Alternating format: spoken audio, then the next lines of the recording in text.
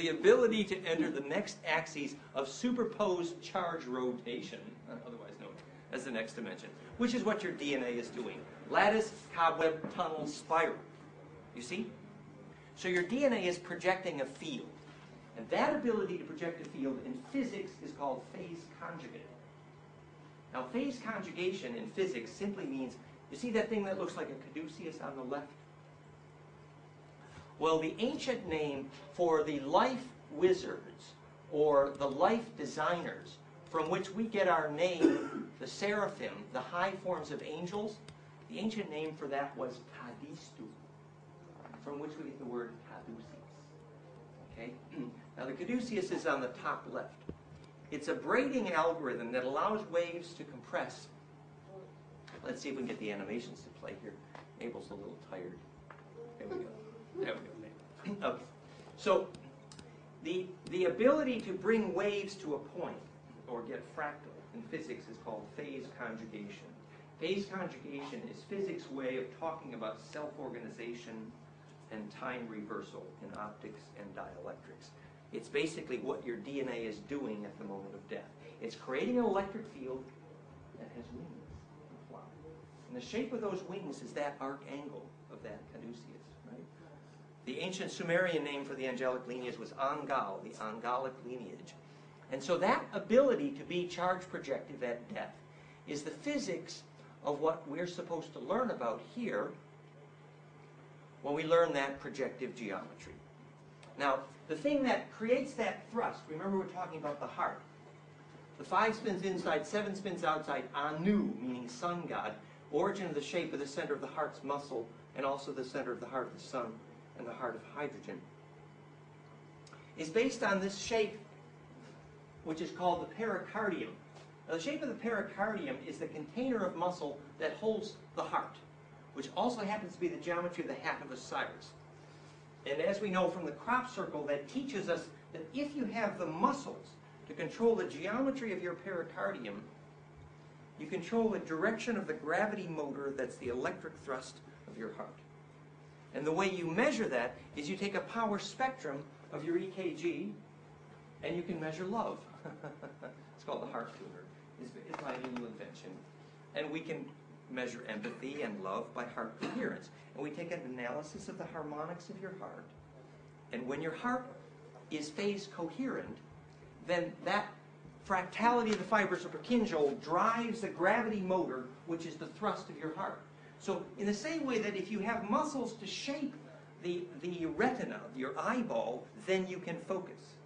Coherent emotion is the ability to evolve the muscles of your pericardium to control the geometry of the nozzle on the rocket motor of what is the gravity thrust of your heart. It's important to know that fractality is the electric cause of gravity, and then you can understand how your heart, being very electrically fractal, is a device to fabricate the gravitational thrust that's the motor of your aura, the plasma domain, which introduces you to the physics of what could become an angel.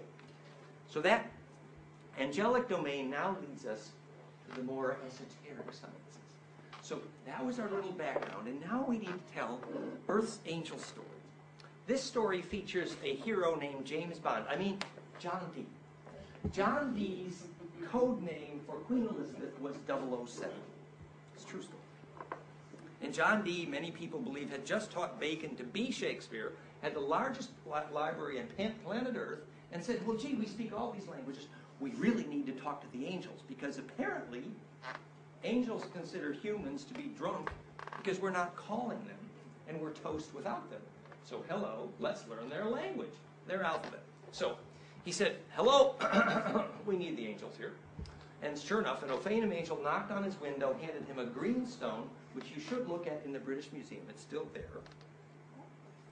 And if you look at that green stone, with just even a slight amount of ability to perceive weak electric charge called clairvoyance, you see this alphabet, which became Ophanim Enochian and later Greek, and the books on Enochian physics.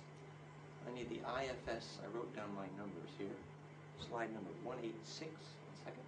Ophanim Enochian, which is basically Stargate alphabets, angel physics. It's cool stuff. I like it. I consider it fun. So you looked in this green stone and you saw this little alphabet. The weak electric fields, which turns out to be the recordings of the angles of symmetry to project your plasma, your aura, into stars. By the way, this we're about to see became the movie Stargate. Yeah? And my friend VincentBridges.com taught me the symmetry of the arrangement of those letters in that table. And I'm about to get to Eric's song about Gabrielle and Mikhail. We're explaining the physics here, okay? So the symmetry of those letters in that table form what's called a hypercube. And the geometry of that layout of the letters in the tablet, the symmetry, the pattern, was called the tablet of Nalvaj. And the outside of that pattern was 6 cubes around 1, 7. And the inside was 5 cubes. 7 spins outside, 5 spins inside, which happens to be the dodecahedron. And the symmetry of that same slip knot, Anu, meaning sun god.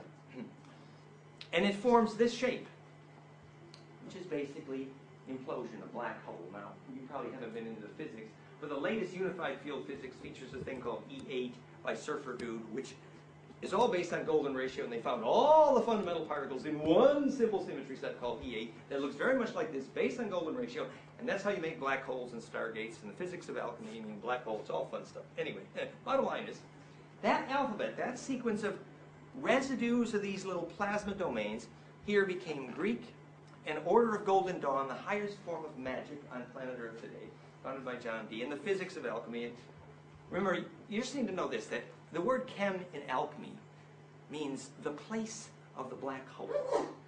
So your chemistry teacher didn't teach you the origin of the word chem, and so you didn't really know what chemistry was about, which is called black hole making. So the chem in chemistry and alchemy means the ability to implode. So if you read down the letters in the table, you get Eric's song. No, I mean you get Zavkiel, Sadkiel, Kunael, Raphael, Haniel, Mikhail, and Gabriel. So these were a sequence of symmetry operations to non-destructively compress the plasma domain, the charge field, the etheric formative force, the electric field, which could be immortal, and it's allowed to compress into a black hole. Well, this alphabet became Cherokee, became Thoth Emerald tablets, it became the Bonpo. You know how the Bonpo master lights a bonfire with their mind, which is also the initiation ritual I witnessed of the Cherokee. So the ability to compress charge with your mind requires knowing the sequences of these symmetry operations. Now, that means knowing your alphabet, the alphabet of these star languages. So these symbols of Ophanim and Enochian became the movie Stargate. You see? You saw the movie, how you compress and enter non-destructively. What happens is, if you look at the top-down view of DNA, what you see is a spiral that becomes the origin of the alphabet. And that spiral is called phase conjugation. So if I play the little movie here, let's see if I have it here. That spiral here. Here's the top-down view of your DNA right there. The waves add and multiply, and it's called phase conjugate. That's caduceus. I revolve that golden spiral from the side view to the top view. I see what's called the Holy Grail in the blood, which is actually a three-dimensional fractal. Yeah? And so you see the swastika there is simply a model of perfected compression. So I'm going to take that golden spiral, the perfect 3D fractal in your blood, and I'm going to animate that spiral as it self-organizes on the surface of the torus donut. And so you're going to see the origin of angel alphabets is actually simply the language of light, the only language that ever existed truly. The pure symmetry operations of creation from charge, the physics of the unified field, the real meaning of oneness. So I need slide number 209 here, and phase conjugate, here we are, 209. So first, we see that in your DNA, the angle at which these charge domains enter are based on the 4 pairs of codons which are tetrahedrally arranged. So if I look, I'm looking at the alphabet of the braiding angle for how your DNA could eat charge. Because if your DNA can't absorb that electric field, then biology can't remember it. So if I want to index the possible angles at which your DNA could swallow those electric fields, called your ABCs, I would then need to take these 7 arrows that spin through a tetrahedron, the physics of heart muscle, and notice that every arrow that passes through that tetra touches only one of the 7-color map. It's very touching. It's a rainbow connection. Every color touches every other color.